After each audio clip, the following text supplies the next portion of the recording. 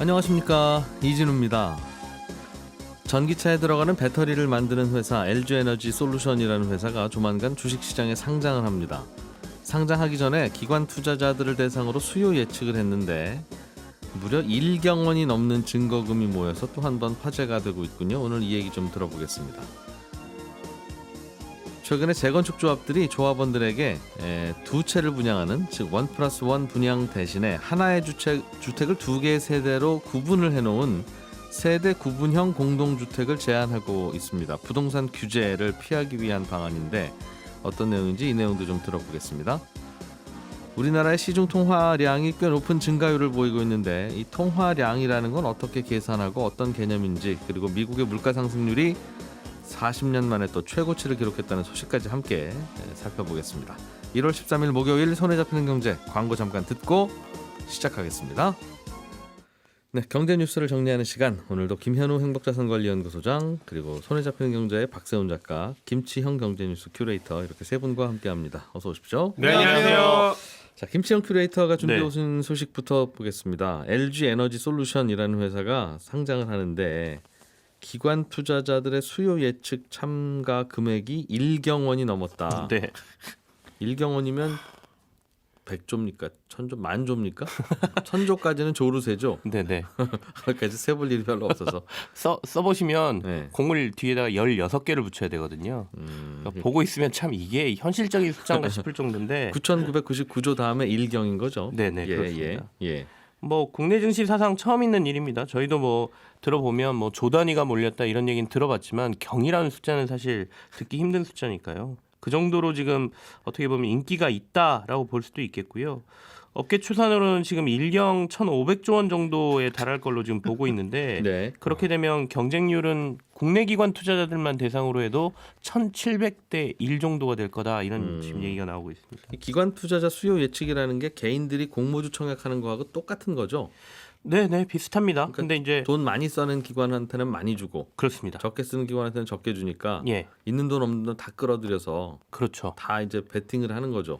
기관 투자자들 같은 경우에는 의무적으로 좀 큰 규모의 기업들은 담아야 되는 물량들이 있기 때문에 흔히 말하는 인덱스 펀드나 뭐 이런 데들 같은 경우에는 시가총액이 높아지면 그 정도의 규모를 무조건 담아야 되거든요. 그러니까 예. 일정 비율은 가져와야 되니까 어쨌든 최고 금액을 일단 써놓고 최고 물량을 써놓은 다음에 이렇게 경쟁률이 심할 때는 최대한 확보하는 게 1번이거든요.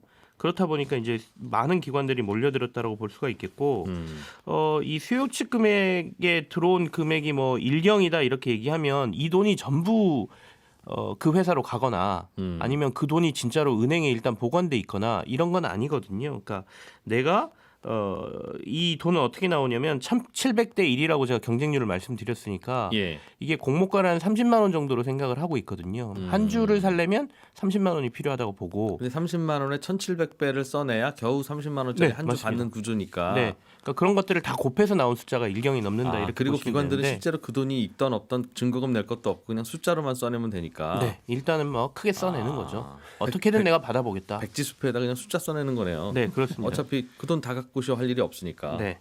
그래서 이제 IPO 과정을 살짝 보시면 일단은 주관사하고 상장하는 기업이 공모가 희망밴드라는 걸 만들어서 시장에다가 얘기를 먼저 합니다. 나는 이 정도 금액으로 우리 회사 주식을 상장하고 싶어. LG 에너지 솔루션 같은 경우는 27만 5천 원에서 30만 원 사이를 적었거든요. 예. 그러면 이걸 가지고 기관 수요 예측이라는 걸 해요.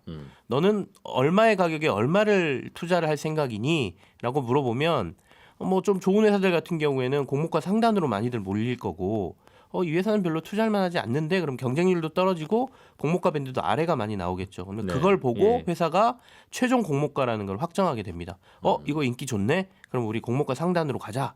그렇게 본다라고 하면 이번에 LG 에너지 솔루션 같은 경우는 이미 1경이라는 돈이 뭐 사람들이 써낸 걸로 보면 네. 인기가 높다라고 보고 아마도 공모가 상단인 30만 원으로 주당 상장이 결정될 것이다. 이렇게 지금 보고 있는 것이죠. 예. 이렇게 LG 에너지 솔루션이 만약에 주당 30만 원에 상장을 하게 되면 상장하자마자 회사의 시가총액이 시가총액은 70조 원이 넘고요. 상장을 통해서 회사가 가져가는 자금은 17조 7천억 원 정도로 예상이 되고 있습니다.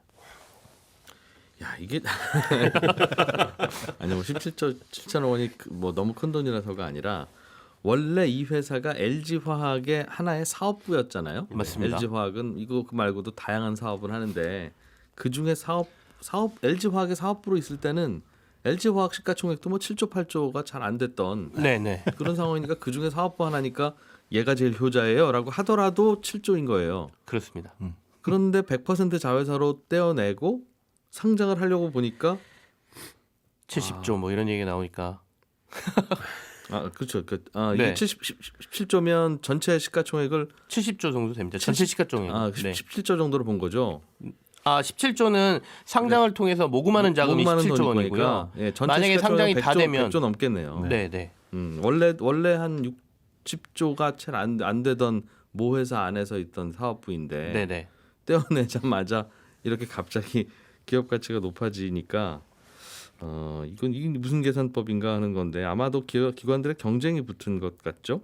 그렇습니다. 가격이라는 게 사실 적정가라는 게 어떻게 평가하느냐에 따라 좀 달라지는 거고 뭐 시장에서 가격은 수요와 공급으로 이루어진다라고 본다면 만약에 이 주식을 사고자 하는 사람이 많아지면 가격은 올라가게 되지 않습니까? 예. 그러니까 이제 상장 초기이기 때문에 인기가 너무 높아서 올라갔다라는 의견이 있을 수도 있고 실제로 LG화학 안에 들어있을 때는 제대로 가치 평가를 못 받았는데 얘네만 떼내다 보니까 다른 뭐 성장성이 없는 애들보다 성장성을 높게 평가받아서 가치가 높다 이렇게 평가하는 경우도 있고요. 예. 근데 말씀하신 것처럼 논란은 있겠습니다만 상장해서 70조 원 정도의 가치를 인정받는다라고 지금 얘기를 했을 때 공모가를 30만 원으로 봤을 때요. 예. 지금 증권사들에서는 떼낸 LG 에너지 솔루션이 적어도 100조 원 정도의 시가총액은 갈 만한 회사다라고 또 증권가가 분석을 하고 있거든요. 그렇다 보니까 그럼 좀 싸게 올라오는 거네. 그러면 나도 좀 받아봐야지라는 수요들이 좀 몰렸다 네. 이렇게 볼 수도 있는 것이죠. 이게 지금은 말씀하신 대로 지수, 코스피 지수를 그대로 추종하는 ETF도 굉장히 많이 커져 있고 네네. 패시브 펀드라고 해서 그거 그대로 따라가는 펀드들도 많고 그거 꼭 안 따라가더라도 삼성전자, 하이닉스, 뭐 이런 카카오, 네이버 이런 시가총액 큰 종목들은 다 담아야 펀드잖아요. 맞습니다. 안 그러면 네. 쟤들 뭐 하는 거야? 이제 이런 이야기를 들을 만큼 그러다 보니 LG 에너지 솔루션이 상장되면 이 회사가 시가총액 3위가 된다면서요? 네. 자칫하면 2위도 되고? 지금 예. 1위가 삼성전자가 530조 원, 예. 그다음에 SK 하이닉스가 93조 원 정도 되거든요. 예. 근데 아까 말씀드린 대로 공모가로만 상장된다고 했을 때 LG 에너지 솔루션이 70조 원, 그러니까 3위입니다. 예. 근데 보통 상장하면 이른바 따상이라고 하는 예. 그러니까 상장할 때 공모가의 2배까지 오를 수 있고 여기서 다시 30%까지 오를 수 있다라는 규정이 있거든요. 예. 그렇다 보니까 이른바 따상이 이루어지면 이게 140조 원 이상으로 올라가게 되거든요. 그럼 바로 단숨에 시가총액 2위까지 올라간다는 삼성전자 뭐 다음으로. 예상도 나오고는 있는데 그거는 뭐 상장 당일날 좀 봐봐야 알겠어요. 아는 얘기고요. 네. 그러니까 재밌는 건 이럴 거면 왜 LG화학 안에 있을 때는 왜 이 가치가 안 나왔냐 하는 거고. 당연히 그래서 LG화학 주주들이 지금 화가 날 수밖에 없는 이유죠. 물적 분할 얘기 워낙 많이 들었잖아요. 저희가 예.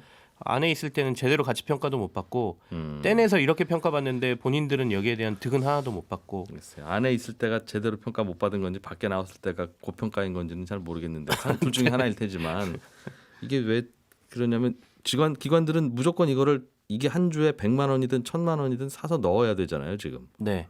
아까 말씀하신 대로 시가총액 상위 종목을 네. 비율대로 담아야 되니까. 기본적으로 패시브 펀드라고 하는 그러니까 지수를 따라가는 펀드들은 지수하고 똑같이 비중을 주식들을 담아야 되기 때문에 예. 만약에 2위나 3위로 들어온다 그러면 당연히 안 담을 수 없거든요. 그러면 시장에서 오른 가격으로 담으면 더 부담이기 때문에 차라리 공모주를 통해서 싸게 담는 게 공모가 30만 원에 싸게 담는 게 낫기 때문에 일단은 최대 물량을 쓸 수밖에 없는 상황인 그게 거죠. 얼마든 간에. 네.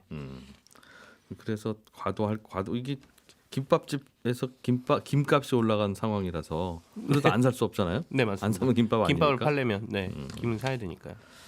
아무튼 그런 구조인 것 같아요. 예. 김현우 소장님, 네. 재건축 조합이라는 게 낡은 아파트 이제 무너뜨리고 새 아파트 짓는 건데. 네. 그럴 때 원래 낡은 아파트에 평수 큰 거 갖고 계셨던 분들은 네. 새 아파트 짓고 나도 평수 큰 걸 갖고 나도 돈이 남잖아요. 예. 그러면 한 채 더 가실래요? 더 가지실래요? 아니면 돈으로 드릴까요? 이게 되는데. 네네. 예전에는 그냥 한 채 더 가집시다. 작은 거 하나 더. 네. 그랬는데 요즘엔 세대 구분형 공동주택이라고 하는 걸 선택하는 쪽으로 몰린다고요? 네. 그걸 이제 의견을 수렴하고 있는데요. 이 예. 세대 구분형 공동주택이라는 건 하나의 주택을 두 개로 나누는 겁니다. 세대를 두 개로 구분해 놓고 그래서 두 세대가 한 아파트에 살고 있는 건데 그러니까 네. 막 아파트 안에 있는 다가구 주택 같은 거죠. 그러니까 물론 지금도 아파트 한 채 여러 세대가 살 수는 있죠. 살 수는 있는데 이 세대 구분형 주택은 물리적으로 그 공간을 구분을 해 놓은 겁니다. 그러니까 현관도 세대별로 따로 있고 예. 욕실, 부엌도 각각 따로 있어서 아예 다른 집 같이 보이는 거죠. 그러니까 당연히 이렇게 구분된 주택은 뭐 임대도 줄 수 있고요. 물리적으로 구분돼 있으나 주택 수는 하나로 잡기 때문에 예. 예전에 재건축할 때 1+1 이런 것보다 뭐 다주택자한테 적용되는 뭐 규제라든가 이런 부분에서 피해갈 수 있다라는 장점 때문에 이 재건축 조합에서 이렇게 하는 건 어떻겠느냐라는 의견을 수렴을 하고 있는 겁니다. 그렇군요. 그러면 이유는 다주택이 아닌 게 되니까 그렇죠. 두 채를 사실상 두 채 같은 거를 받더라도 네. 아니니까. 네, 그렇습니다. 그러면 단점은 없어요? 이걸 이렇게 받으면? 단점은 있습니다. 이 세대 구분형 공동주택이라는 거는 일단 두 세대까지만 나눌 수 있고 현관도 구분돼 있기는 한데 네. 요게 주택법을 보면 언제든지 하나의 주택으로 통합할 수 있도록 쉽게 허물 수 있는 이 가벽 같은 걸로 경계를 구분을 해야 되고 예. 그 사이에 피난 통로 역할이 가능한 연결물도 설치를 해야 됩니다. 뭐 세대와 세대 사이에도 문이 있어야 된다. 네, 그렇습니다. 평소에는 책꽂이로 가려놓든 어떻게든. 그렇죠. 냉장고로 갈아든 뭘 하든지 간에 네. 그렇게 해놔야 되는데 문제는 이게 가벽이고 뭐 얇을 수 있다 보니까 소음 문제에서도 벗어날 수 없다라는 것도 있고요. 수도, 전기, 가스 이런 계량기도 각각 세대에 따로 설치를 해야 되긴 하지만 고지서는 집주인한테만 나오기 때문에 집주인이 관리비를 매달 이제 세입자 얼굴을 보고 얼마 입금시켜 주세요 할 수도 있는 거고요. 또 이게 공동주택 건설 기준에서는 한 개의 주택으로 봅니다. 그러다 보니까 아파트에서 네. 실질적으로는 두 집이 살지만 한 집으로 봐서 주차장이 부족한 현상이 나타날 수도 있죠. 주차장 의무 비율에서 한 채로 계산되니까. 그렇습니다. 한 채로 계산돼서 그래서 현재는 재건축이라든지 리모델링하는 곳에서 지금 의견 수렴을 받고 있는 단계인데 지자체에서도 사실 이거를 장려를 하고는 있어요. 왜냐하면 네. 이제 주택 수가 늘어나는 거긴 하니까 공급이 늘어나는 거긴 하니까 장려는 하고 있지만 현장에서는 이런 단점들을 극복하고 어떻게 받아들일지는 조금 더 지켜보긴 해야 됩니다. 굳이 똑같은 면적에 그냥 아파트로 주면 대문 그대로 달려 있고 두 채가 되는데. 그렇죠. 그렇게 되면 다주택자 다주택이 되니까 예. 양도세, 종부세 이런 것들의 부담이 늘어나니까 경계선을 굵은 실선으로 하지 말고 점선으로 그는 그런 집을 만들면 되지 않겠느냐. 맞습니다. 이게 그래서 다가구와 다세대가 달라서 네. 다세대 주택은 1층, 2층, 3층, 4층이 다 주택으로 계산돼서 네. 집이 네 채시네요 이러는데 그렇죠. 한 층만 없으면 다가구 주택이니까 3층 전체가 다 한 채로 계산되니 네. 요즘 다세대 주택들은 그냥 한 층 다가구로 없애버린다고. 바꾸는. 네네. 그냥 상가로 바꾸든가. 그렇습니다. 주택 수만 계속 줄어들 텐데 그런 단점이 있죠. 다주택자 규제가 또 이런 쪽으로 불똥이 튀네요. 네. 자, 박 작가님이 준비해 오신 소식도 재밌습니다. 시중에 돌아다니는 돈이 얼마나 되는지를 매달 계산해서 발표하는 모양이에요. 네, 그렇습니다. 11월 달 기준으로 통화량이 얼마나 되는지가 발표된 것 같은데. 네, 꽤 많이 늘었어요. 예. 일단 통화량이라는 것부터 설명을 좀 드리면 예. 예를 들어 MBC의 직원이 얼마나 되는지 알고 싶으면 사내 방송으로 회사 앞 광장에 직원분들 다 모여주세요. 라고 해서 뒤로 번호 하면 네. 근데 굳이 그렇게 안 하는 이유는 직원 명부 서류 몇 장 보면 되니까 예, 굳이 예. 그렇게 안 하잖아요. 마찬가지로 우리나라의 돈이 얼마나 돌아다니는지를 알려면 전 국민한테 자, 각자 가지고 있는 돈 다 갖고 나오세요. 혹시 돈이 통장에 있으면 숫자 적어서 나오세요. 라고 하고 그걸 다 더하면 됩니다.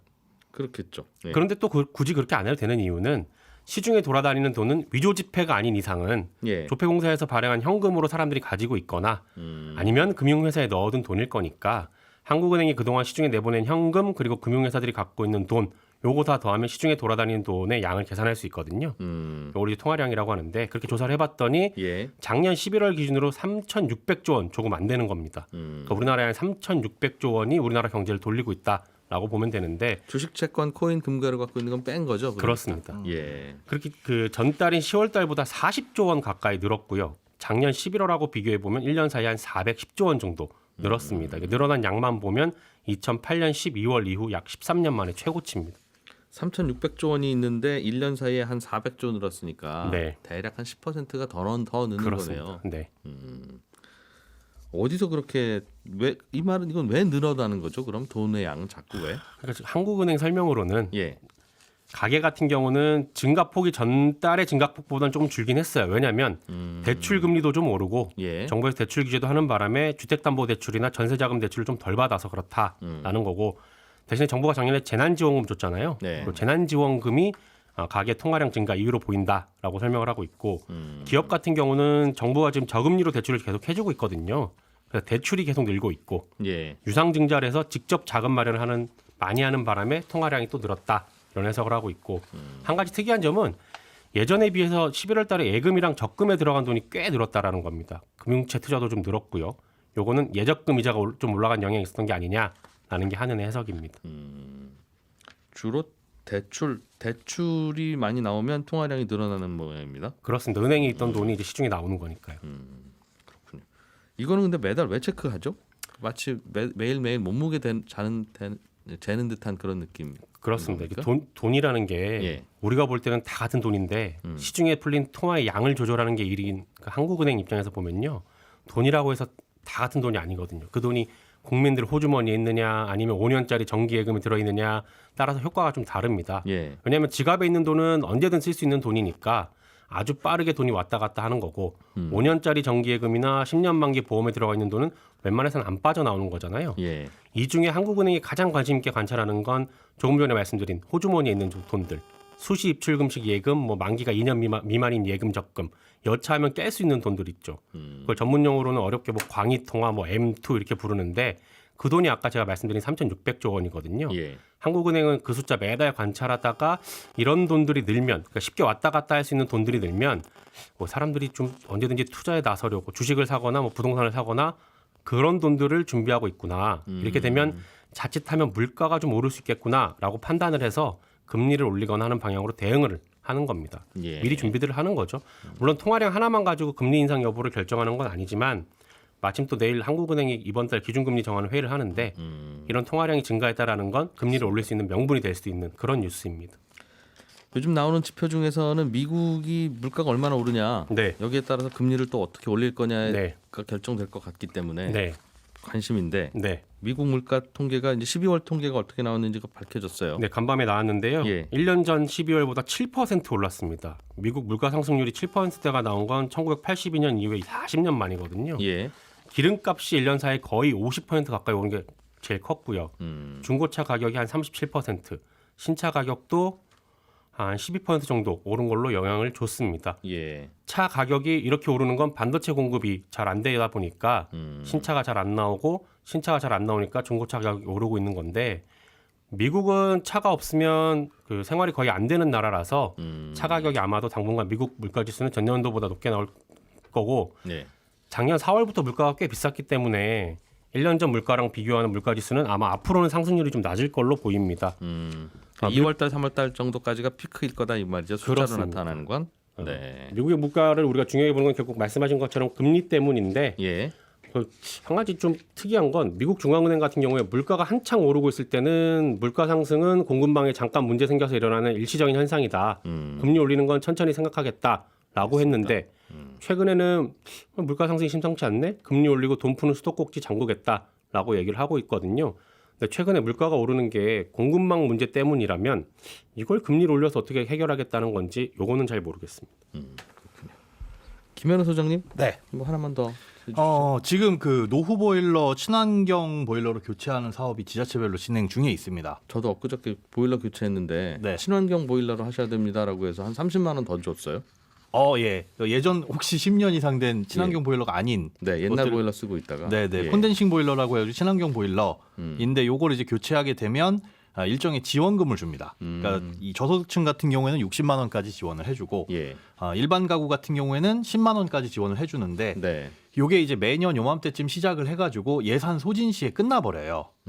그런데 꽤 많이 빨리 끝납니다. 예. 그래서 먼저 신청을 하시면 되는데 이게 신청을 아무나 할 수 있는 건 아니고 네. 이 친환경 보일러가 설치 가능한 세대냐를 먼저 확인을 하셔야 됩니다. 이 이 친환경 컨덴싱 보일러의 특징은 뭐냐면 그 물이 떨어져요 안쪽으로. 네. 보통 우리가 보일러 옛날 거 보면 바깥으로 연통에 물이 떨어져가지고 고드름 같은 게 생기잖아요. 네네. 그런 거 방지하고자 안쪽으로 떨어져야 돼서 배수구가 있어야 되는데 예. 예전에 이제 뭐 반지하라든가 이런 곳에 사시는 분 같은 경우에는 하수 시설이 안 돼 있는 곳들이 있습니다. 이런 곳은 안타깝지만 지원을 못 받을 수가 있고 그래서 그런 부분을 먼저 보일러 업체에 확인을 해 보시고 이게 친환경 보일러로 교체 가능한지 물어보신 다음에 지원을 받으시면 됩니다. 바꿀 때 됐으면 요즘 신청해야 된다는 거죠, 연초에? 그렇습니다.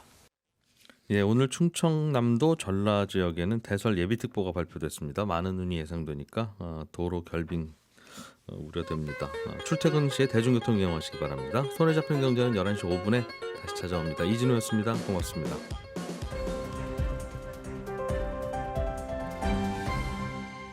경제를 생각하는 사람들의 즐거운 습관. 이진우의 손에 잡히는 경제.